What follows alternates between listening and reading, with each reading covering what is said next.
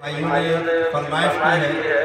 कभी हिंदुस्तान में world cup खेला गया था और हिंदुस्तान ने 10 मैच किस तरह से जीता किसी को पता नहीं चला था। बहुत आसानी से बड़ी बड़ी टीम को इंडिया ने हराया था, लेकिन फाइनल में जो इंडिया का हाल हुआ था तमाम लोगों ने उसे देखा और ख़ास तौर से टीवी स्क्रीन पे दो चेहरा नजर आ रहा था।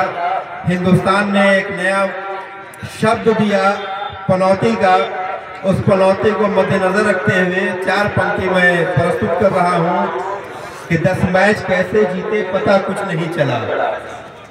10 मैच कैसे जीते पता कुछ नहीं चला। हमने किया ना सामना, हमने किया ना कोई चुनौती का सामना।